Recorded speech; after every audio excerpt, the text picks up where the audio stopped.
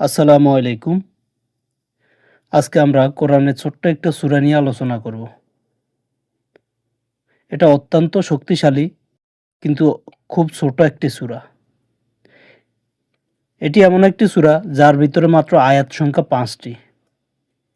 আর এর ভিতরে লুকায়িত আছে ইতিহাস, তাওহীদ, আল্লাহর কুদরত এবং রাজনৈতিক শিক্ষা, অর্থনৈতিক শিক্ষা এবং বর্তমান যুগের জন্য একটা অসাধারণ সতর্কবার্তা। আজকে আমরা আলোচনা করব সূরা আল ফিল। অনেকে মনে করেন যে সূরা ফিল শুধু একটি ঘটনা, আরবের ঐতিহাসিক একটা ঘটনা। আব্রাহা এসেছিল হাতি নিয়ে আর আল্লাহ পাখি পাঠিয়েছে, তারা ধ্বংস হয়ে গেছে, গল্প শেষ। কিন্তু বাস্তবে সূরা ফিল কোনো গল্প নয়, এটি আল্লাহর পক্ষ থেকে একটা ঘোষণা।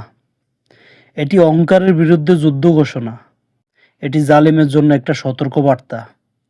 এটি মুমিনের জন্য একটা আশ্বাস এবং কুরাইশদের জন্য ছিল একটা চূড়ান্ত সতর্কতা সংকেত। আজকের আলোচনায় আমরা শুধু সূরার শব্দগত অর্থ জানব না, বরঞ্চ বোঝার চেষ্টা করব কেন এই সূরাটি নাজিল হলো, সূরা ফিলের সাথে কুরাইশদের সম্পর্ক কি, আল্লাহ তাআলা হাতি বাহিনীদের ঘটনা উল্লেখ করলেন কেন কোরআনে, কেন ফাঁকি ফাটালেন, কেন পাথর ফাটালেন, কেন এই ঘটনার মধ্যে কুরাইশদের সতর্ক করা হলো, এবং সবচাইতে গুরুত্বপূর্ণ হলো এই সূরা আজকে ২০২৬ সালে একজন মুসলিমের জীবনের সাথে কিভাবে সম্পর্কিত তা বোঝার চেষ্টা করব ইনশাল্লাহ। যে কোনো সূরা বুঝতে হলে প্রথমে তার প্রেক্ষাপট বুঝতে হবে। সূরা ফিলের ঘটনা ইসলামের ইতিহাসে এতটাই গুরুত্বপূর্ণ যে আরবরা পুরা বছরের নামে দিয়েছিল আমুল ফিল, অর্থাৎ হাতির বছর। রাসূলুল্লাহ সাল্লাল্লাহু আলাইহি সাল্লাম ওই বছরই জন্মগ্রহণ করেন। ঘটনার কেন্দ্রবিন্দুতে ছিল একজন ব্যক্তি যার নাম হচ্ছে আব্রাহার। আব্রাহা ছিলেন ইয়েমেনের খ্রিস্টান এক শাসক। আব্রাহা লক্ষ্য করল যে পুরো আরবের মানুষের হৃদয় মক্কার সাথে জড়িত। মানুষ দূর দূরান্ত থেকে কাবাকে দেখতে আসে, হজ করতে আসে, ব্যবসা করতে আসে। মক্কায় আরবের ধর্মীয় কেন্দ্র, মক্কা আরবের অর্থনীতির কেন্দ্র, মক্কা আরবের সামাজিক কেন্দ্রবিন্দুতে পরিণত হয়েছে। তখন আব্রাহার মনে হিংসা জন্ম নিল। সে ভাবল এই সম্মানটা মক্কারই কেন থাকতে হবে, কেন পুরো আরবরা কাবাকেই কেন্দ্র করে থাকবে, আমি কেন এই মর্যাদা নিজের দেশে নিয়ে যাব না। তখন সে ইয়েমেনে একটি বিশাল গির্জা নির্মাণ করল, ইতিহাসে যার নাম আল কালাইস। সে আশা করলো এখন থেকে মানুষ কাবায় না যায় আমার গির্জা আসবে, কিন্তু তার স্বপ্ন পূরণ হয় নাই। আবারও মানুষ কাবাকে ভালোবাসতে থাকলো। সেখান থেকে শুরু হলো তার ক্রোধ বা রাগ। এই রাগে ধীরে ধীরে পরিণত হলো এক ভয়ঙ্কর পরিকল্পনায়। আব্রাহার প্রকৃত সমস্যা কি ছিল? আব্রাহার সমস্যা আসলে ধর্মীয় ছিল না। সমস্যা ছিল তার অহংকার, সমস্যা ছিল তার ক্ষমতার, সমস্যা ছিল তার নেতৃত্বের, সমস্যা ছিল অর্থনৈতিক।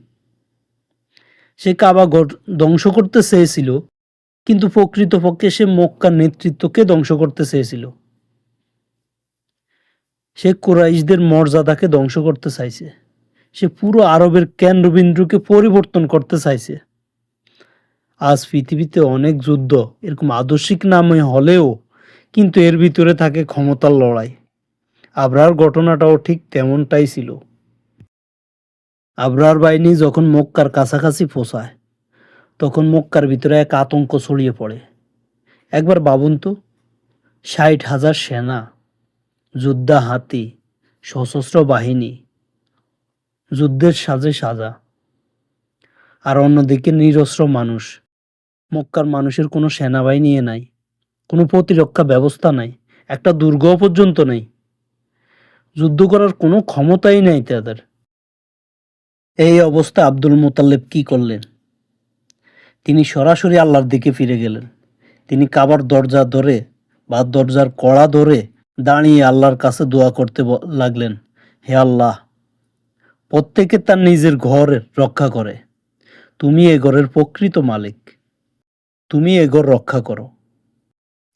আমাদের এমন কোনো শক্তি সমর্থ নাই যে আব্রাহার সাথে যুদ্ধ করে তোমার এই ঘর রক্ষা করার মতো। তোমার ঘর তুমি আল্লাহ, তুমি কুদরতিভাবে রক্ষা করো। আমরা অনেক সময় মনে করি তাওয়াক্কুল মানে কি? তাওয়াক্কুল মানে হলো আল্লাহর উপর ভরসা করে নিজে চুপচাপ বসে থাকা। কিন্তু এখন দেখুন তো আব্দুল মোতালেব কি করলেন? মানুষকে পাহাড়ে সরিয়ে নিয়ে গেলেন যাতে ক্ষয়ক্ষতি রোধ করা যায়। আবার আল্লাহর উপরও ভরসা করছেন। এটাই হলো মূলত প্রকৃত তাওয়াক্কুল। এটাই হচ্ছে যে ইসলামের মূল শিক্ষা। যদিও তখন আব্দুল মোতালেব ছিল একজন মুশরিক, কিন্তু এটাই হচ্ছে ইসলামের মূল শিক্ষা। আল্লাহর উপরও ভরসা করো এবং নিজেও প্রক্রিয়া গ্রহণ করো সেভে থাকার। এখন আসি সূরার মাঝে। أعوذ بالله من الشيطان الرجيم بسم الله الرحمن الرحيم ألم تر كيف فعل ربك بأصحاب الفيل ألم تر كيف ألم تر كيف ألم تر كيف فعل ربك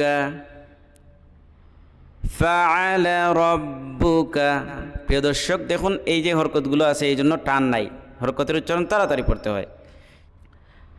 ألم تر كيف فعل ربك بأصحاب الفيل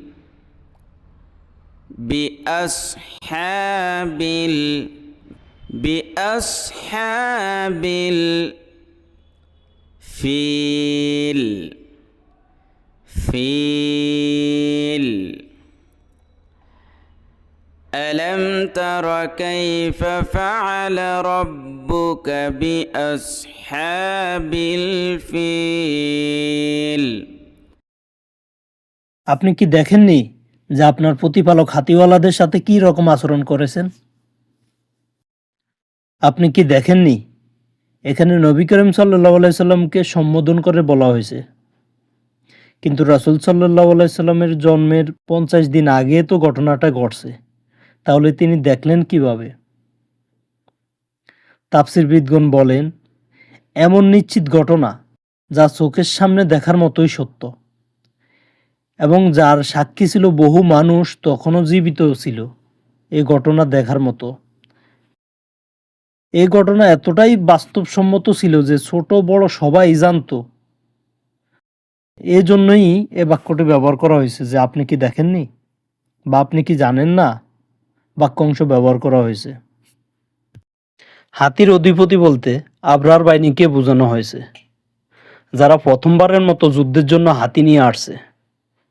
আল্লাহ কুরাইশদের মনে করিয়ে দিলেন, তোমাদের কোনো সক্ষমতা বা কোনো ক্ষমতা না থাকা সত্ত্বেও আল্লাহ তাআলা কিভাবে এই কাবাকে হেফাজত করলেন। আয়াতে আল্লাহ তাআলা বললেন, কাইফা ফাআলা রাব্বুকা, অর্থাৎ তোমার আল্লাহ কেমন আচরণ করলেন তাদের সাথে। এ আচরণ বলতে শুধু তাদেরকে মেরে ফেলার বিষয় বলা হয়নি, বরং তাদের কিভাবে ধ্বংস করা হয়েছে সেই প্রক্রিয়ার কথা মনে করিয়ে দিচ্ছেন। পাখি যখন উপর থেকে পাথর নিক্ষেপ করলো, সবাই সাথে সাথে মারা যায় নাই, এবং কি তাদের শরীরে পাথর পড়ার সাথে সাথে তাদের শরীরে এমন এক ধরনের ব্যাধির সৃষ্টি হয় যাতে শরীরের গোস্ত পচতে শুরু করে এবং কি পচে পচে জোরে জোরে পড়ে, এবং কি খোদ আব্রাহাম নিজেও তার শরীরের এক একটা অঙ্গের গোস্ত জোরে জোরে পড়ে এবং তার চোখের সামনে তার পুরো বাহিনীকে এক করুণ দশা দেখার মতো সুযোগ দিয়েছেন এবং নিজের শরীরও পচে পচে খসে খসে পড়তে দেখেছেন। এটি ছিল একটা চরম অপমানজনক শিক্ষণীয় আচরণ।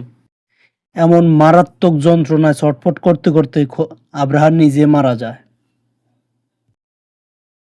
এই আয়াতে আপনার প্রতিপালক কীরকম আচরণ করেছেন বলতে মক্কার কুরাইশদের একটা সতর্কবার্তা দেওয়া হয়েছে। তৎকালীন কুরাইশরা মূর্তি পূজা করলেও তারা জানতো যে কাবা আল্লাহর ঘর এবং আল্লাহই তাদের আব্রাহার হাত থেকে বাঁচিয়েছেন। এই বিশ্বাস তাদের ছিল। আল্লাহ কুরাইশদের মনে করিয়ে দিচ্ছেন যে আমি তোমাদের শত্রুকে এমন অলৌকিকভাবে ধ্বংস করে তোমাদেরকে হেফাজত করেছি, অথচ আজকে আমার পাঠানো রাসূলের সাথে তোমরা বিরোধিতা করতেছো। যে আল্লাহ আব্রাহার মতো এত শক্তিশালী বাহিনীকে এত সহজে ধ্বংস করে দিতে পারেন, তিনি চাইলে তোমাদেরকেও ধ্বংস করতে পারেন। এটা ছিল কুরাইশদের প্রতি একটা দয়া প্রদর্শন, আবার একই সাথে সতর্কবার্তা। ألم تر كيف فعل ربك بأصحاب الفيل ألم يجعل كيدهم في تضليل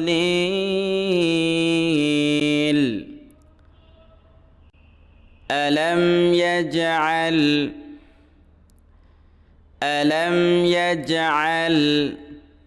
يجعل كيدهم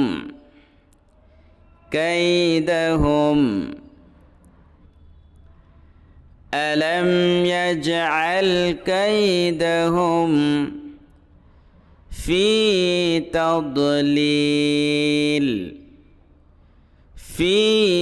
تضليل ألم يجعل كيدهم في تضليل তিনি কি তাদের চক্রান্ত নস্যাৎ করে দেননি? আল্লাহ তাআলা এই আয়াতে বলছেন, আবরাহ যে বিশাল পরিকল্পনা ও দম্ভ নিয়ে এসেছে, আল্লাহ তার সমস্ত চক্রান্ত সম্পূর্ণ ব্যর্থ এবং ধ্বংস করে দিয়েছেন। আবরাহার বাহিনী কাবাগর ছোঁয়া তো দূরেরই কথা, মক্কার ভেতরেও ঠিকমতো প্রবেশ করতে পারেনি। আবরাহ কিন্তু দুনিয়ার সামনে প্রচার করছিল যে আরবের এক ব্যক্তি তার তৈরি করা গির্জায় পায়খানা করে নোংরা করে অপমান করছে, তাই এর প্রতিশোধ নিতে সে কাবাগর ধ্বংস করতে যাচ্ছে। অর্থাৎ সে দুনিয়ার সামনে দেখাতে চেয়েছিল যে এটা একটি ন্যায়সঙ্গত প্রতিশোধের যুদ্ধ। এবং কি আবরাহ প্রকাশ্যে 60,000 সৈন্য আর হাতি নিয়ে যুদ্ধ করতে এসেছিল। আল্লাহ তাআলা তাহলে এটাকে চক্রান্ত বা কায়দা বলেছেন কেন? প্রকাশ্য একটা যুদ্ধকে সেটাখানে চক্রান্ত কেন বলা হলো? এর পিছনে কারণ হলো আবরাহ মূলত চক্রান্ত বা পরিকল্পনা ছিল দুটি। এক, কাবাগরকে পুরোপুরি মাটির সাথে মিশিয়ে দেওয়া, আর দুই, আরবের মানুষকে অর্থাৎ সমস্ত আরবের মানুষকে মক্কা থেকে ফিরিয়ে তার তৈরি করা গির্জার দিকে ধাবিত করা। কিন্তু তার মনের ভিতরের আসল চক্রান্ত আল্লাহ তাআলা এখানে প্রকাশ করলেন। সে জানতো যে মক্কার কাবার কারণে পুরো আরবের ব্যবসা বাণিজ্য এবং ধর্মীয় নেতৃত্ব সম্পূর্ণটা কুরাইশদের হাতে। সে কাবাগর ধ্বংস করে পুরো অর্থনৈতিক এবং রাজনৈতিক কেন্দ্রবিন্দু মক্কা থেকে সরিয়ে নিজের দেশ ইয়েমেনে নিয়ে যেতে চেয়েছিল। মুখে বলল প্রতিশোধের কথা, কিন্তু মনে ছিল তার অর্থনীতি এবং ধর্মকে ধ্বংস করা বা এরকম একটা চক্রান্ত। আর আল্লাহ তাআলা তার ভিতরে থাকা বা লুকায়িত সে চক্রান্তটাকেই এখানে প্রকাশ করে দিয়েছেন। আবরাহ কিন্তু মক্কায় একটা দালান বা কাবাগর ধ্বংস করার জন্য আসেনি। সে খুব ভালো করে জানতো কাবাগর ভেঙে দিলে কুরাইশদের বংশীয় মর্যাদা, ক্ষমতা, অস্তিত্ব চিরতরে শেষ হয়ে যাবে। কারণ কুরাইশদের পুরো সম্মানটা টিকে ছিল কাবাগর রক্ষণাবেক্ষণকারী হিসাবে। তাই প্রকাশ্যে যুদ্ধের আড়ালে মক্কার কুরাইশদের নেতৃত্ব এবং অস্তিত্বকে চিরতরে ধুলির সাথে মিশিয়ে দেওয়ার উদ্দেশ্যে যে দীর্ঘমেয়াদী নীল নকশা করেছে আবরাহ, আল্লাহ তাআলা সেটাকেই চক্রান্ত বলেছেন। ألم يجعل كيدهم في تضليل وأرسل عليهم طيرا أبابيل وأرسل عليهم وأرسل عليهم طيرا أبابيل طيرا طيرا طيرا أبابيل وأرسل عليهم طيرا أبابيل এবং তিনি তাদের উপর যাকে যাকে পাখি প্রেরণ করলেন। ওয়ারসালা পাঠালেন, আলাইহিম তাদের উপরে, তৈরন পাখি, আর আবাবিল, আমরা আবাবিল বলতে অনেকে আবাবিল পাখি মনে করি, মূলত এখানে আবাবিল পাখি নয়, এটা পাখির নাম নয়, এটার মানে হচ্ছে দলে দলে বা যাকে যাকে। তৈরন হচ্ছে পাখি। আল্লাহ তাআলা এমন এক ধরনের পাখি পাঠালেন যেটা খুবই ছোট, একদম চড়ুই পাখির থেকে একটু বড়, কিন্তু কবুতরের থেকে ছোট। এই পাখি এমন এক ধ্বংসযজ্ঞ চালায় যেটা আবরার পুরো বাহিনী একেবারে ধ্বংস হয়ে গেছে। তা ছিল এমন এক ঘটনা যেটা এর পূর্বে পুরো আরববাসী এবং কি পুরো দুনিয়ায় কখনো কল্পনাও করতে পারে নাই। পাখিগুলো এমন এক ধ্বংসযজ্ঞ চালায় এবং কি এই বিষয়টাকে পুরা দুনিয়ার জন্য শিক্ষা হিসাবে প্রতিস্থাপন করে দিয়েছেন, যাতে সারা দুনিয়ার মানুষ এর থেকে শিক্ষা নিতে পারে। وأرسل عليهم طيرا أبابيل ترميهم بحجارة من সিজিল, এই মিমে গুন্না হবে একালিফ। তারমিহিম বি, মিম সাকিনের পরে যদি বা আসে তখন এই মিম এর মধ্যে একালিফ গুন্না করতে হয়। তারমিহিম বি বিহিজারাতিম মিন বিহিজারাতিম মিন, নুন সেকেন্ডের পরে সিন আর সেফ ফারাক করে, এখন এই জন্য এই নুনে গুন্না হবে, আর এই নুনের উচ্চারণটা কিন্তু নাকের ভিতরে গিয়ে হবে, এটা মিন হবে না, মিং হবে, ঠিক আছে? মিং এরকম। তারমিহিম বিহিজারাতিম মিন সিজিল সিজিল ترميهم بحجارة من سجيل, যারা তাদের উপর কঙ্কর নিক্ষেপ করছিল অথবা মাটির পাথর নিক্ষেপ করছিল। এখানে সিজিল এর অর্থ হলো আগুনে পোড়ানো কাদামাটি বা শক্ত মাটির পাথর। প্রতিটা পাখির মুখে একটা এবং দুই পায়ে দুইটা করে মোট 3টা কঙ্কর করেছিল। এই কঙ্করগুলো ছিল খুবই ছোট ছোট, দেখতে মটরশুঁটি অথবা মসুর ডালের মতো ছোট ছোট। আমাদের দৃষ্টিতে এগুলো পোড়ামাটি ছোট কণা হলেও আল্লাহর হুকুমে ধ্বংসাত্মক ক্ষমতা ছিল এতটাই বেশি, যেটা বর্তমান যুগের বুলেটের চাইতে অনেক বেশি। উপর থেকে পাখি যখন পাথরগুলাই ছাড়ে, হাতির ফিটে থাকা সৈন্যের মাথায় লোহার হেলমেট, শরীরে থাকা বর্ম এবং কি তার পুরা শরীরকে ছিদ্র করে একদম মাটিতে গিয়ে পৌঁছায়, এতটাই ধ্বংসাত্মক ছিল। আরবি ভাষায় সিজিল শব্দটি মূলত ফরাসি শব্দ সাং অর্থাৎ পাথর আর গিল মানে কাদা থেকে এসেছে। এর অর্থ হলো এমন কাদামাটি যা আগুনে পুড়িয়ে পাথরের মতো শক্ত করা হয়,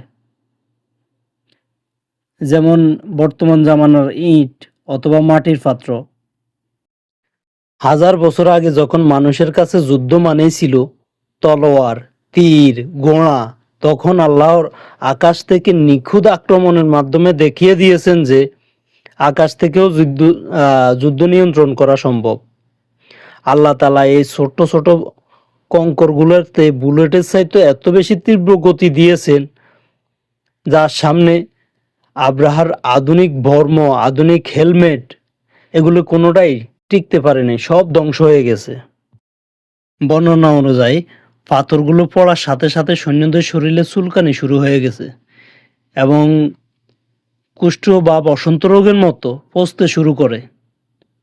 আর আরবে এই ঘটনার পরই সর্বপ্রথম বসন্ত আর হামের মতো মহামারী দেখা দেয়। আবরার কাছে ছিল তৎকালীন সময়ের সবচাইতে আধুনিক প্রযুক্তি এবং শক্তিধর সেনাবাহিনী, কিন্তু আল্লাহ তাদের এমনভাবে ধ্বংস করছেন, এমন এক পদ্ধতিতে, আকাশ থেকে কঙ্কর নিক্ষেপ করার মাধ্যমে, যার ভিতরে লুকায়িত আছে বর্তমান জামানার বুলেট, ড্রোন বা বায়োলজিক্যাল জীবাণু অস্ত্রের মতো সুপ্ত ধারণা ছিল। এর মাধ্যমে আল্লাহ তাআলা বর্তমান জামানার আধুনিক মানুষদের এই বার্তা দিতে চাচ্ছেন যে মানুষের প্রযুক্তি, বিজ্ঞান চরম শিখায় পৌঁছানোর পরেও আল্লাহ যে কোনো সময় মানুষের তৈরি সমস্ত আধুনিক প্রযুক্তিকে অচল করে দিতে পারেন। ترميهم بحجارة من سجيل فجعلهم كعصف مأكول فجعلهم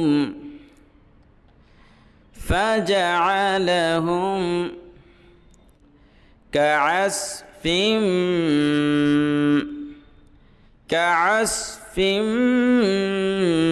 مأكول كعصف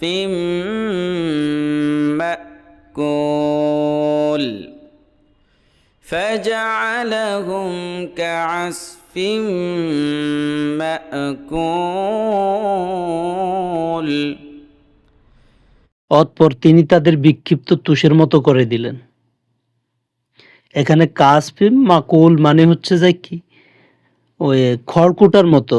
কাসফিম মানে খড়কুটা বা তুষের মতো বা খুবই তুচ্ছ, খুবই তুচ্ছ। আর মাকুল মানে খাওয়া, চিবিয়ে খাওয়া। এর দুটি অর্থ হতে পারে এরকম যে গরু বা ছাগলে যখন ঘাস বা খড়কুটা খায়, এগুলো মল ত্যাগ করে, অর্থাৎ গোবরের মতো। আর দ্বিতীয়ত হতে পারে পোকামাকড়ে খাওয়া ফসলের পাতার মতো, যেমন একেবারে ঝাঁঝরা হয়ে যায়, এরকম ছিদ্র ছিদ্র এরকম। পাথরের বৃষ্টির আঘাতে আব্রাহার বাহিনীর অবস্থা ঠিক এমনটাই হয়েছে।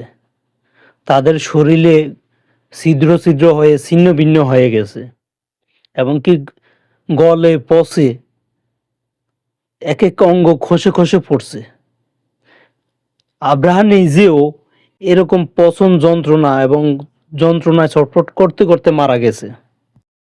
এই সূরা থেকে আমরা এটাই বুঝতে পারি, মানুষ যতই শক্তিশালী আর যত আধুনিক অস্ত্রে সজ্জিত হোক না কেন, সে যদি আল্লাহর দ্বীনকে অস্বীকার করে এবং আল্লাহর দ্বীনের বিরুদ্ধে যুদ্ধ ঘোষণা করতে চায়, তবে আল্লাহ তাকে খুব সামান্য, খুব দুর্বল জিনিস দিয়েই তাকে ধুলির সাথে মিশিয়ে দিতে পারেন।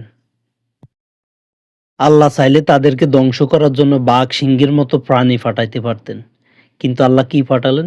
খুবই ছোট্ট ছোট্ট একটা পাখি, আর এত ক্ষুদ্র ক্ষুদ্র কঙ্কর যা একটা মসুর ডালের মতো। এতেই বোঝা যায় যে আল্লাহর শক্তির সামনে মানুষের দম্ভ, অহংকার খুবই তুচ্ছ এবং নগণ্য। বিসমিল্লাহির রহমানির রহিম। ألم تر كيف فعل ربك بأصحاب الفيل ألم يجعل كيدهم في تضليل وأرسل عليهم طيرا أبابيل ترميهم بحجارة من سجيل فجعلهم كعصف مأكول। এখন প্রশ্ন হলো, আমরা আজকে সূরা ফিল থেকে কি শিখলাম? প্রথমত আমরা শিখলাম ক্ষমতা চিরস্থায়ী নয়। দ্বিতীয়ত, অহংকার পতনের মূল। আর তৃতীয়ত, আল্লাহ কাউকে ধ্বংস করার জন্য খুব তুচ্ছ জিনিসে যথেষ্ট। পঞ্চমত, আল্লাহর বিরুদ্ধে কেউ যুদ্ধ করে বা আল্লাহর বিরুদ্ধকারী কেউ সফল হতে পারে না। পঞ্চমত, মুমিন কখনো হতাশা হয় না, কারণ যে আল্লাহ আব্রাহাকে ধ্বংস করছেন সে আল্লাহ আজও আছেন। সূরা ফিল কেবল একটা অতীতের ইতিহাস নয়, এটি বর্তমানের জন্য সতর্কতা। যখন মানুষ টাকা নিয়ে অহংকার করে, যখন ক্ষমতা নিয়ে অহংকার করে, প্রযুক্তি নিয়ে অহংকার করে, যখন আল্লাহকে ভুলে যায়, তখন সূরা ফিল আমাদের মনে করিয়ে দেয় আব্রাহা একদিন নিজেকে অপরাজেয় মনে করছিল, কিন্তু আল্লাহ দেখিয়ে দিলেন বিজয় সৈন্যের উপর নির্ভর করে আসে না, বিজয় অস্ত্রের উপর নির্ভর করে না, বিজয় প্রযুক্তির উপর নির্ভর করে না, বিজয় নির্ভর করে আল্লাহর ইচ্ছার উপর। তাই আসুন আমরা অহংকার নয়, বিনয়কে বেছে নিই। শক্তির উপর ভর করে নয়, আল্লাহর উপর ভরসা করি। এবং কি সূরা ফিলের এই বার্তাকে জীবনের অংশ হিসাবে বানায়নি। আর যদি ভিডিওটা ভালো লাগে, লাইক এবং সাবস্ক্রাইব করবেন। আর কমেন্ট করে জানাবেন যে পরবর্তী ভিডিওটা আপনি কিসের উপর দেখতে চান।